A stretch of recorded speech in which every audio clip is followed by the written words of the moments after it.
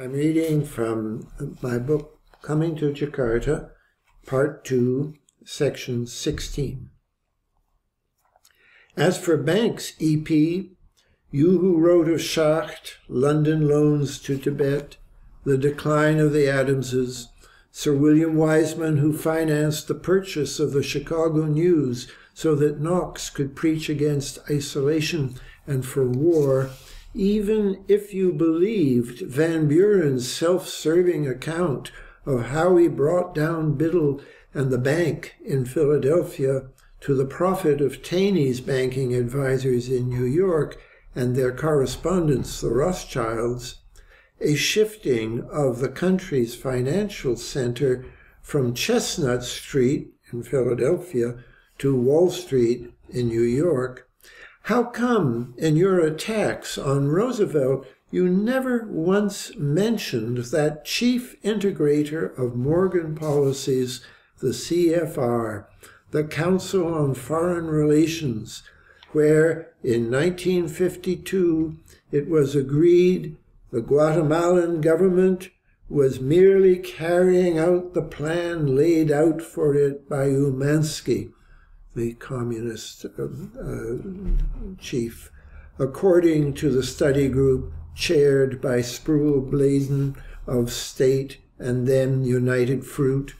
Nelson Rockefeller knows the situation and can work a little with Eisenhower on it. The Council on Foreign Relations, for whom William Henderson of Mobile called Southeast Asia vitally significant, an economic and strategic prize in those dog day 50s, when I, more suited than any bank clerk, felt honored to meet Dean Rusk, thought Sasramijojo boring, and mimicked the trembling hands of Penn Newt, who sat beside me in the seas of the United Nations, and whose friends are now all dead.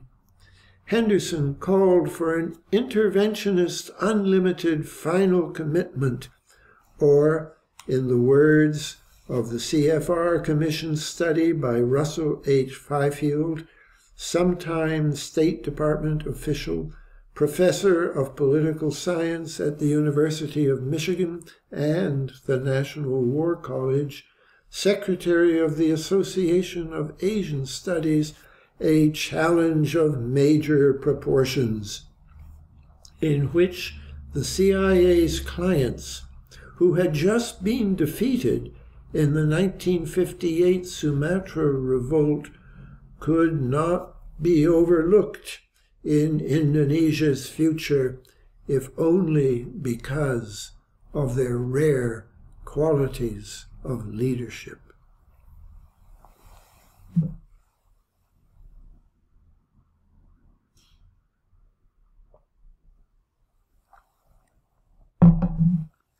II.xvii.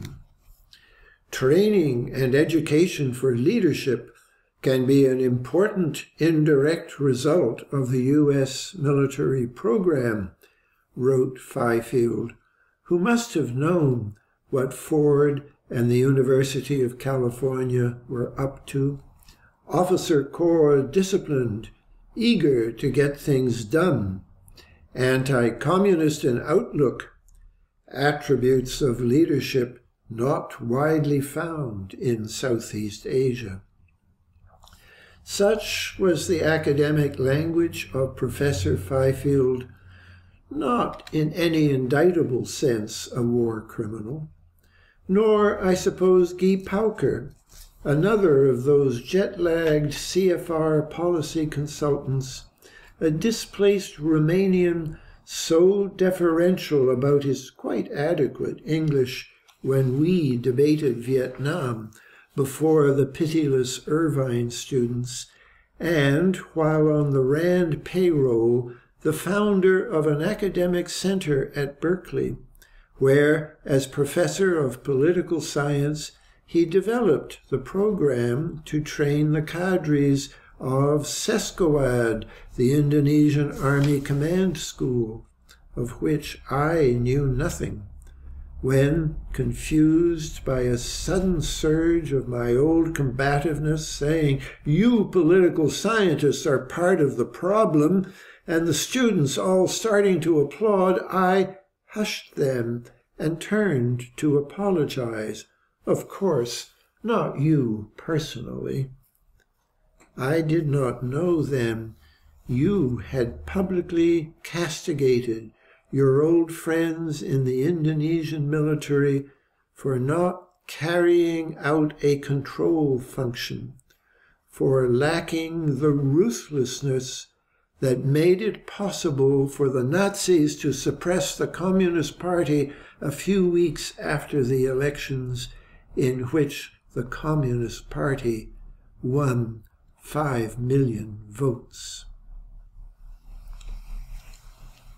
That was Peter Dale Scott, former Canadian diplomat, UC Berkeley professor, poet, and political researcher, reading from his book-length poem, Coming to Jakarta. My name is Freeman Ng. I'm a former student, and in this series of podcasts, we'll be reading our way and talking our way through the entire book, we hope. Well, we're at about the end of this long, dense Part 2 terrain here of the book. Yeah, only one more canto after this one. One more canto after this one. But we do begin to make a kind of turn here, I think, yes, back toward the personal. Yes, I turn up as a character. Yes. Because I did debate this man, Guy Pauker, and did apologize. I didn't mean you personally, but if there's any one man in America who was responsible for encouraging the Indonesian army command to carry out a massacre, it was Guy Pauker. He not only, first he encouraged them to do it, and then he published an essay in which he said he was losing faith in the army because he didn't think they had the guts to do it. And then finally, it's not in this poem, but he wrote a third essay in which he was glad to see that in the end they did show the ruthlessness. And the ruthlessness was still going on when he said this, because the massacre took about 6 or 7 months. And in the middle of it, out came this essay saying they're doing a good job. And so this is very important for the structure of the poem, that I'm, as a figure, beginning to think that there was something wrong with my old polite persona that refused to think there was anything wrong. And this is true in a sort of almost comic way because it's very ironic that I said that, and you could pass it off as a personal irony. But in the next section after that, when I really come to grips with the role played by the University of California, which I begin to mention in this section, and above all, that I had defended the University of California against a radical critique, and that I had been wrong to do so, that's going to change the whole nature of the poem, because I'm talking about a problem, and I, as I say in part 3, that I myself am part of that problem, and my whole attitude of politeness is part of the problem. Before we move on with that, with that material, I want to go back to the beginning of 16, and talk about Ezra Pound a little bit more. Right. Is that a similar story, similar situation that you paint here with Pound? Well, I don't think later on I am critical about Pound, but I think here I'm just asking a very simple question. You talked about banks, and you talked about this episode under Andrew Jackson where Jackson, the great hero, broke down the National Bank of the United States, which was in Philadelphia, and the result was that the banks in New York came up, and that Taney, who was his Secretary of Treasury, who helped, and Pound just saw it as a heroic, it was a heroic thing of Jackson to have attacked the bank. He did not see, as I see, and historians now see, that one bank was being attacked so that another set of banks which were connected to the Rothschilds, who Pound was just nuts about and paranoid about the Rothschilds, but he missed the connection here. So I'm throwing in a kind of commentary on that.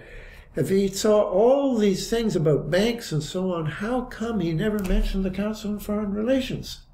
That is, I think, it's not a critique of him as a poet, but I think it is a way of acknowledging that he was so busy fulminating in Italy that he didn't have much time to do research as to what was really going on in America, because the Council on Foreign Relations guided America into World War II, and then they guided, there's this reference to Umansky as a memo where they're getting ready to push the CIA into helping Britain topple Anglo-Iranian oil in Iran.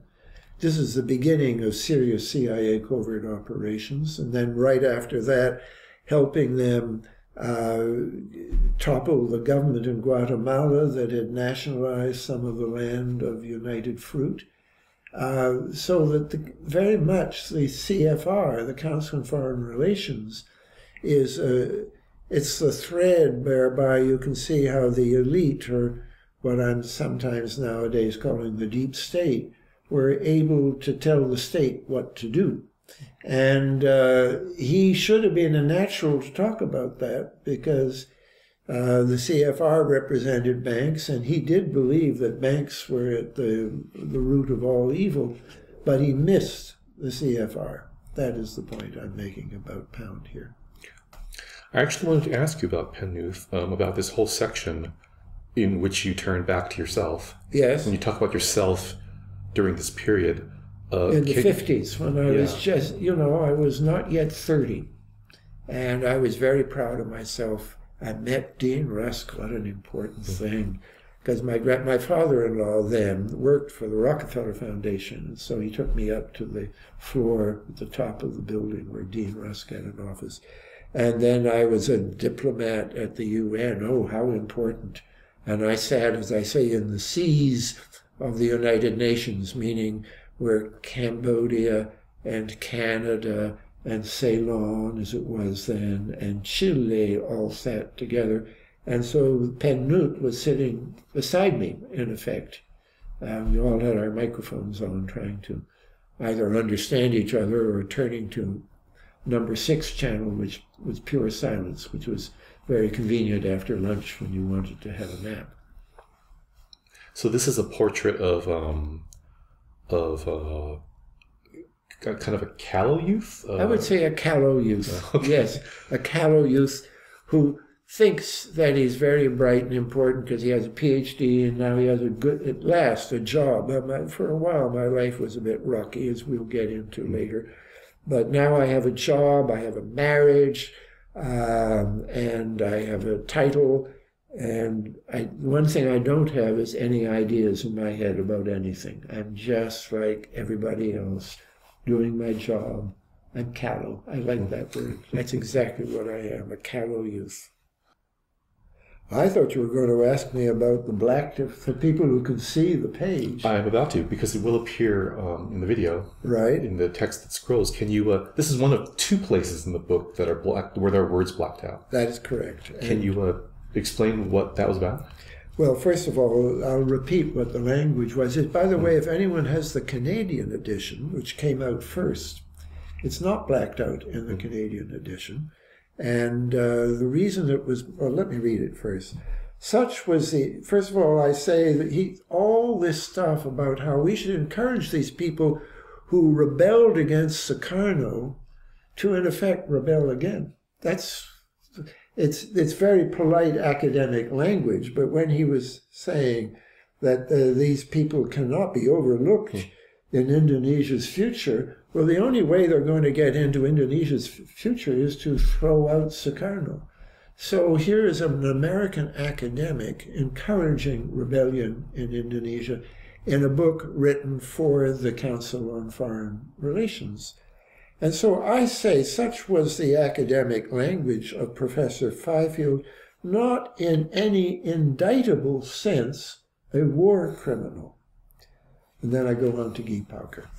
Well, what happened with the American edition, it was published, and I must say it's a great honor to have had this book published by New Directions, and more in a more personal way, to have been selected for publication by J.L., James Laughlin, who the millionaire playboy who loved poetry and created a press which really floated all the great names of American modernist poetry, starting with Ezra Pound. He was very involved in that, but William Carlos Williams, Wallace Stevens, Gary Snyder. It's hard to name a major poet of that generation who wasn't boosted by J.L. Well, it was a very strange setup where it was all just his money, and he had a certain amount of it, but not infinite amount. He didn't insure, unlike most corporations, he had no insurance. He had a lawyer, and the lawyer, when he saw this poem, he sent me quite a long memo, raising about 20 places in the poem, and I had to defend them all. And there were two, and I said, what do you mean? I'm saying he's not a war criminal. Do you mean it would be better if I said he was in an indictable sense a war criminal? And the lawyer said quite properly, no, you don't mess around with things like that, and I have to protect Laughlin. We don't want that in the poem. So it was my idea. I said, oh, he said, rewrite the poem. I said, I'll do better than that. We just make it black. And so it is, and we'll come to, as you say, to one other one as well. I did rewrite some for various reasons, mostly because they involved people who couldn't remember things as I remembered them. And in some cases I went ahead anyway, and in some cases I just avoided a problem and rewrote the poem. We've talked in the parallel series of podcasts on deep politics about this phenomenon of people not remembering. Right, how we all repress things that are awkward, that don't fit, events that don't fit in with the ordinary events of our life. And we come to one at the end of the poem, and we'll talk about it then. Right. Here we see, I guess we're about to see you not considering possibilities that were maybe unthinkable at the time. And also thinking back to, this is in II.xvii, I'm not quite as callow as I was in II.xvi. I'm part of the anti-war movement, and you know, actually because of my diplomatic experience, I was quite early on in the anti-war movement. But when I met this man, Guy Pauker, I had not studied Indonesia at all. I knew nothing about his connection to Indonesia. And I meant it when I said, you political scientists are part of the problem. And I was thinking of Professor Fifield, because he was writing about Vietnam and saying we should go in there. Just like William Henderson from Mobile, who wasn't an academic, but the oil companies wanted to get to the offshore oil in the South China Sea urgently, especially Mobile, because they were short unlike most of the big oil companies, they were chronically short on oil reserves. So that's why they were so actively pushing America to get involved in Vietnam and then make the South China Sea safe for development, which it became. But I'm still pretty wet behind the ears, and so I say, not you personally, I mean, not you personally, but not you, Guy Pauker, personally, and he really did have a lot to answer for. Maybe not in an indictable sense a war criminal, but the blood of hundreds of thousands of Indonesians were on. And by the way, I got to know him quite well, because I interviewed him about this and about things I wrote about him in prose. And then he got involved in something called the Nugenhand Bank, which we may or may not talk about, which was essentially a bank started by CIA veterans, which got directly involved in drug trafficking, financing of drug imports into Australia. And I talked to all these about him do all these things, and he was always doing two things at once: defending himself against any charge, and also revealing that he had a lot of time in his life to reflect on what he had done. And it was clear, whatever he said to me, it was clear he was not entirely happy about what he had done. I would say, in terms of what he had not been living in truth, and it was getting to him in subtle ways that are hard to put your finger on. Can you go a little bit into detail what exactly he did about this Indonesian Army Command School and so forth? First of all, in 1959, he encouraged the military to take power in Indonesia. And then in 1964, which is the year before the massacre, he rebukes them publicly in an essay, saying, "You lack the courage to carry out a control function. You lack the Imagine saying that. You lacked the ruthlessness that made it possible for the Nazis to suppress the Communist Party after they had just won an election." He was encouraging them to behave like Nazis. And then he wrote in the middle of the massacre another essay saying, I see now that they did have, and he uses the word again, ruthlessness, that they had the ruthlessness that was necessary to carry out a control function and take over the country. But it sounds like it was more than just his writings. You talk about him developing this program. Oh, at Berkeley, yes. Well, at what point does something become criminal? All he did at Berkeley was create a program right on our campus here in Berkeley, where generals came, and colonels, probably more colonels, and were trained in how to build up an army command school. They went back to Indonesia. They created Seskowad, which was an army command school, and all the principal figures in the coup in 1965, which was accompanied by this terrible massacre, were people who had been trained in Seskowad by people who had been trained by Guy Pauker here in Berkeley. So this is setting up the stage for my personal sense of guilt, which becomes much more acute in II.xvii, which we haven't read yet, because I see the universities involved, and I have been involved by my defense of the university on some matter on which I ought not to have defended them. Well, we'll be into that section in the next session. Very good. Let's end this one reading from the very end of today. The section you read today. I did not know then. Yeah. And you have to be Guy Pauker for this. I did not know then you had publicly castigated your old friends in the Indonesian military for not carrying out a control function, for lacking the ruthlessness that made it possible for the Nazis to suppress the Communist Party a few weeks after the elections in which the Communist Party won 5 million votes.